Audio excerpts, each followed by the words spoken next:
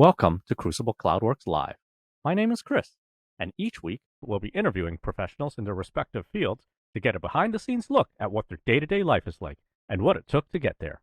It is my goal to empower you to find a role that you feel comfortable in, and maybe, by listening to our guests speak, you, too, can find your way. Initially, this podcast was to promote Salesforce and our team here at Crucible Cloudworks, but throughout the process, we've come across so many people with their unique take on this thing called work. Wherever you are right now, you're in the right place.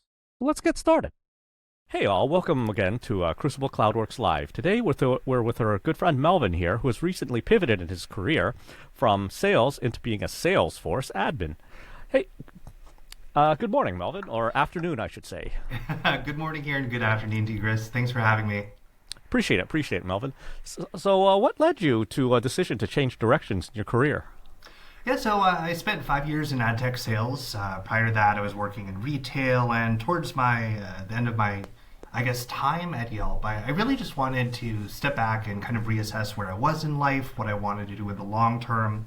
I found myself very passionate about sales, and through some of my peers and colleagues over at Yelp, I was pointed in a few directions. One of them was to why not look into being a Salesforce administrator? And admittedly so, I even saw some videos popping up on TikTok.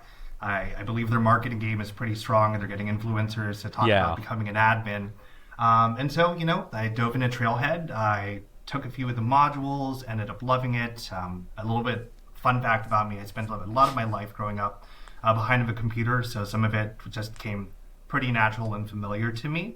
And I just found myself kind of devoting to that. And so, I was really thinking to myself about where I could go with this, because my passion still lies within sales. I just didn't want to do sales directly, but I wanted to become more oriented with the processes.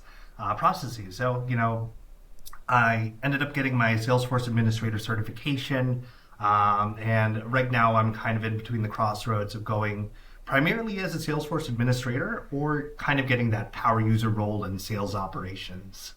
Right. Oh, okay, that makes sense. So the thing is, you did mention, Salesforce's marketing game on TikTok is strong, try to always get people to, oh yeah, anybody can be a Salesforce admin, that sort of thing, and, try to get people to pivot their careers accordingly as such.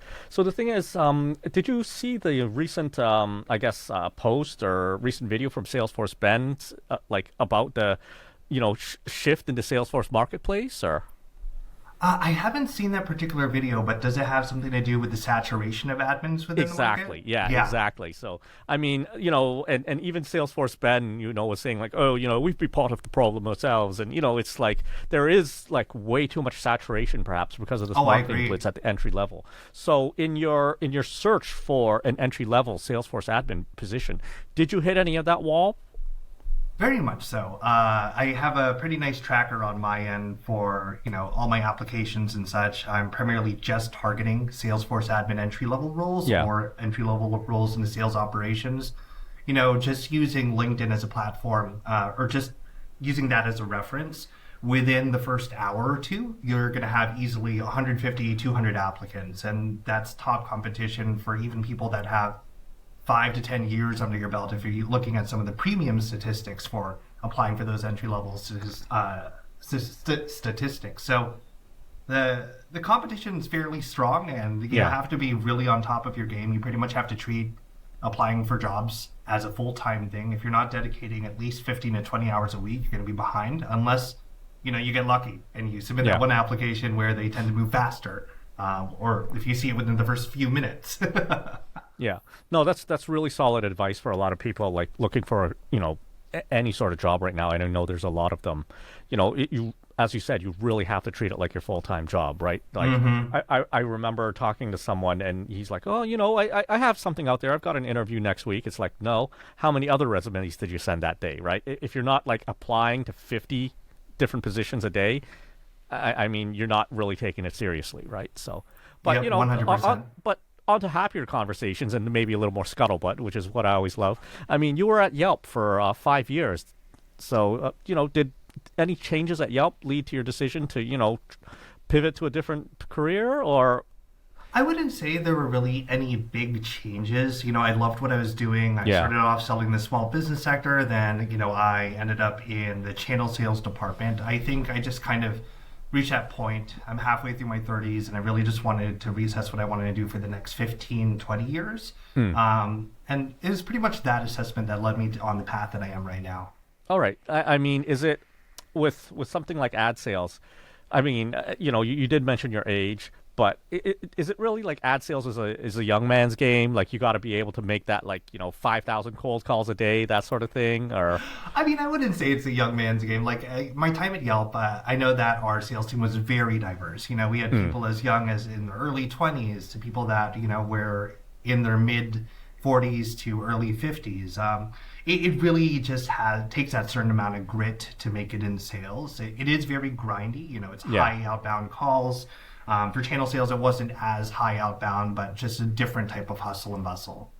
But the thing is, I mean, what I think is so key is to any position, you have to have some degree of sales, right? And the number of people that totally shy away from sales in today's marketplace, it just boggles my mind. Because the thing is, even for myself from Salesforce, I mean, I had the small business experience in the past. I mean, I know how to sell, obviously, to a certain degree. And even in any job application, that's what you do. You're selling yourself, Exactly. right? Yep. So the thing is, I mean, I think you have a marked advantage over a lot of other people out there in the marketplace because of that experience. And these days, I mean, I know we're both a little older and stuff, but when I see the kids in their 20s and, they've just know nothing but TikTok and how to be sold to rather than how to sell themselves, I sometimes wonder, oh, these crazy kids these days, what's the future going to be? But I mean, it really does make a difference. You always have to be selling something, right? 100%. And honestly, being in sales for 5 years, I've learned so much. Fortunately for myself, when I got my job at Yelp, it was a training program where no prior selling experience was required. It was a 2-month intensive boot camp, and I have to say, being in sales, I realized that the skill ceiling is so high. It's forever learning, right? You're always learning something on a daily basis, month-to-month basis, quarterly basis to develop yourself professionally, and that skill set takes you outside of sales itself. It can apply to your personal life as well. Right. If you're anything like my parents, haggling for discounts at CVS or whatever it may be. Yeah, maybe it's the Asian thing, right? So yeah, I've always done that, man. It's like even when I buy a guitar or something, I'm always like, yeah, man, I don't know if the the wife will let it. And it's like, oh, okay, what if I knock off I'll take the tax, no tax then. It's just the little things, right? So it's not even that I'm trying to rip the guy off. It's more like a game. You just got to try it, right? Yeah, so, I mean, you're not going to know unless you ask, right? And exactly. It's better, in my opinion, I think it's better to ask for forgiveness than it is permission, so it doesn't hurt to try. Yeah. And what are all those adages? Well, we'll probably post clips, short clips of this on LinkedIn, so we might as well say all the adages like, oh, you miss 100% of the shots you don't take, or something like that, right? So, yeah. So I guess going back to Yelp, I mean, did anything change at Yelp over time? Because when I think Yelp, I remember maybe not to date myself, but maybe 12 years ago, 15 years ago, Yelp used to be the big dog on campus as far as review sites go, everything else like that. But, it's more of an afterthought these days. I mean, restaurants are no longer make or break according to Yelp review. So did that kind of shift in the marketplace affect the day-to-day at Yelp? Or if you feel uncomfortable, I mean, you don't have to say anything. No, I don't feel uncomfortable. But, I think what I have to say about Yelp is it's an amazing company, right?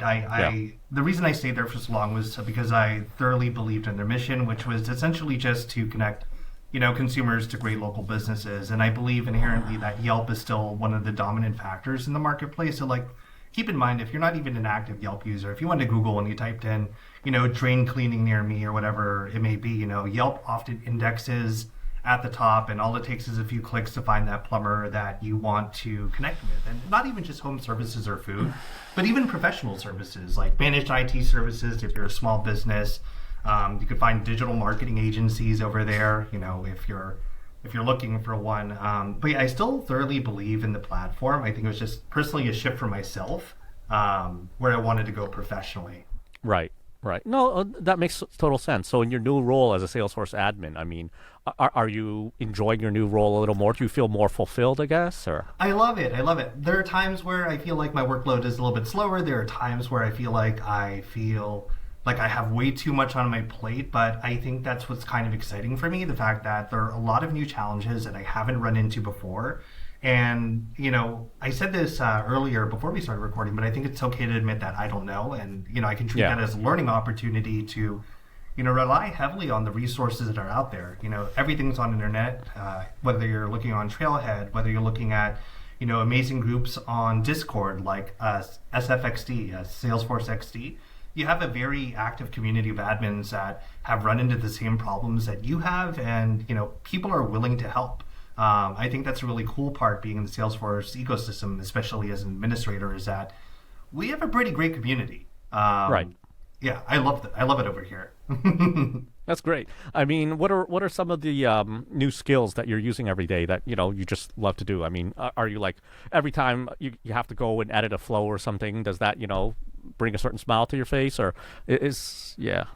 I think what really brings a smile to my face is just making sure that things work properly. So it's really just analyzing the problem, figuring out the foundation or the root cause of the problem, and trying to fix that for the end users that it impacts.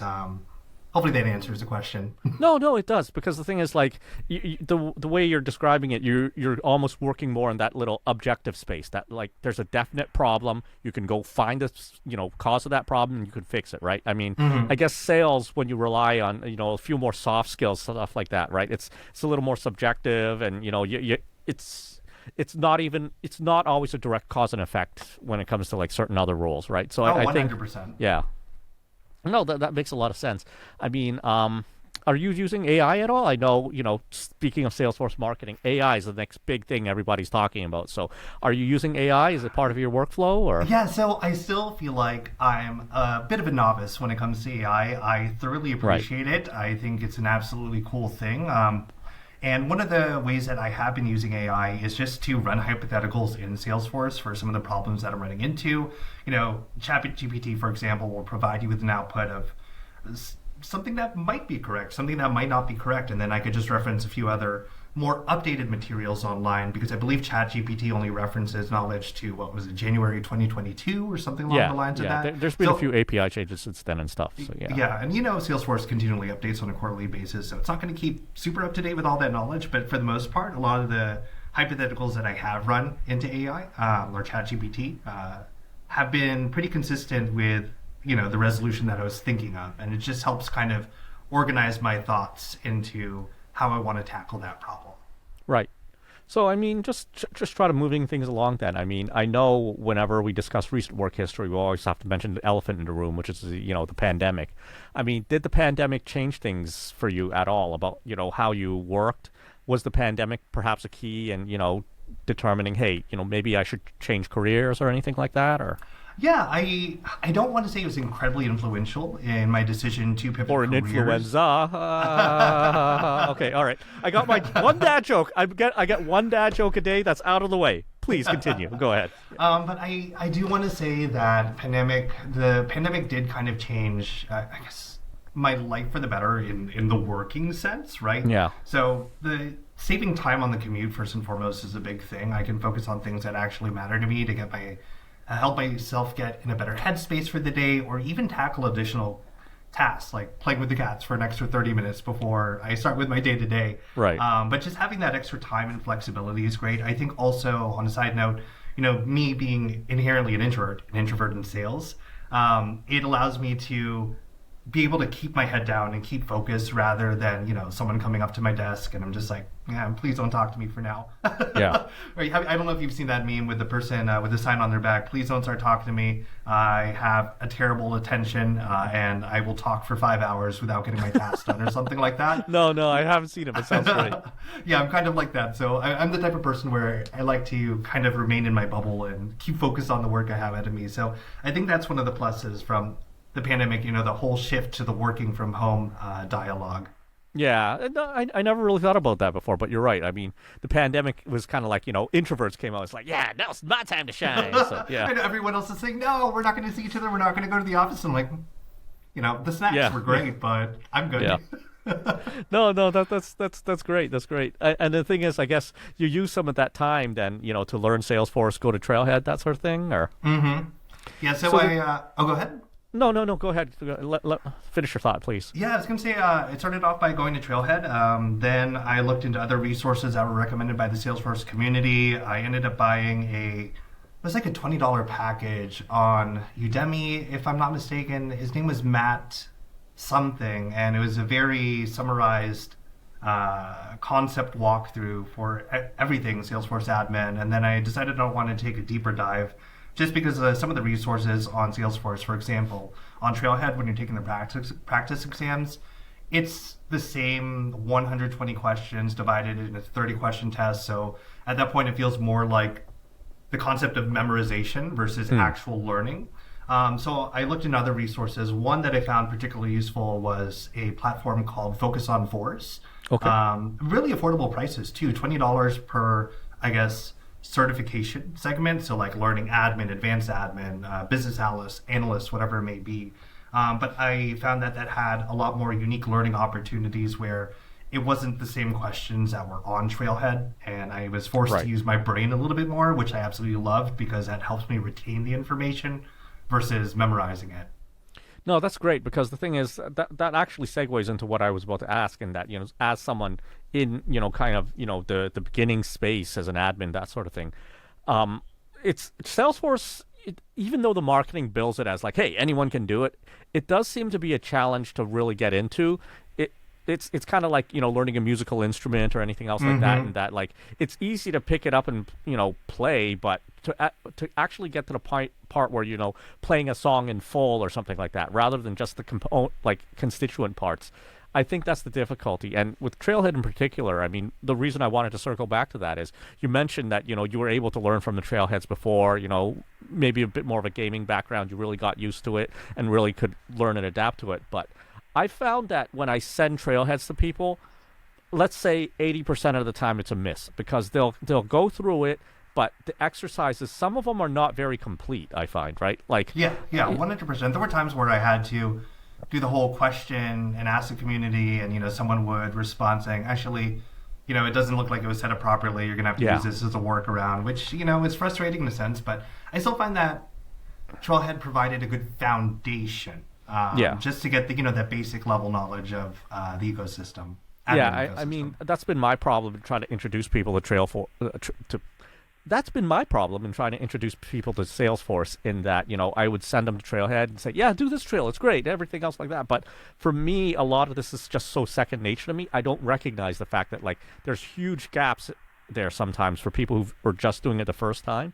And I'm not even sure if personally I would recommend Trailhead as a place to start for people anymore, right? So it's very weird for me how the marketing aspect of it is like, hey, anyone can learn it, just do Trailhead, has been there for years. And, as much as I try to resist the Kool-Aid, maybe it's just kind of, being incepted into my subconscious or something like that too. So I do find it interesting how someone from, a more novice point of view would be approaching it. But it sounds like whatever it was, it worked for you, right? You were able to fill in the gaps. But, my fear sometimes in the marketplace is a lot of other people just can't fill in those gaps, which is why, I mean, I've seen people easily with like 8 years experience on their resume as a developer, but they just don't know the very basics, right? But I think, maybe just a lot of people get comfortable at a certain position and they can just fake it for years. And I don't think that, just sheer number of years on a resume is a very good indication of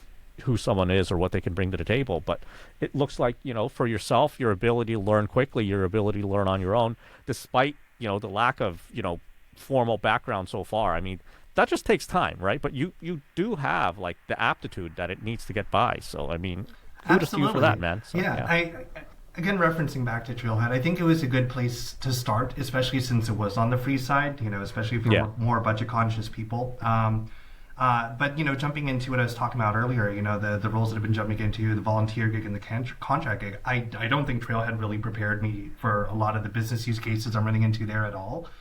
So it does have its advantages and disadvantages. Again, I think it's a great place to start, but I wouldn't consider that like a master program to become a pro Salesforce administrator, because chances are your first week running into a job, you're going to run into something and you're like, oh, I didn't learn about this. Yeah. No, I guess it's like you could train all you want, but until you're, actually under fire, right? You don't really have that experience. So I guess Yeah. that's what really counts at the end of the day. So, all right, it's been great talking to you, Melvin. I really appreciate you coming on and taking the time today. Is there anything else that you'd like to say, or anything you'd like to leave us on, other than Trailhead is incomplete, but there's ways out there to adjust the gaps. That's actually what I'd love to wrap up with. I mean, again, get your basic knowledge off Trailhead, utilize the resources ahead of you, and just try to engage the community. There are a lot of people out there that are willing to point you in the right direction, especially for things that work for them. Everyone learns a little bit differently. There are some resources that are a lot more video friendly versus just, reading paragraphs of text. Right. You could even reference things on YouTube to watch videos to see people actually implementing those business use cases and the sort of fixes that are associated with it. I think that's the only thing that I'd have to leave you with. Oh, I appreciate that, Melvin. Yeah, it's always helpful to get a realistic look at what it's like, at the entry level of Salesforce, rather than the marketing spin that's out there. And you've been a great resource for that. And you're more than welcome to come back anytime. I appreciate it. Thanks. Appreciate it. Bye, Chris. We'd be happy to give your Salesforce org a second look. Thank you for subscribing. We look forward to seeing you on our next episode.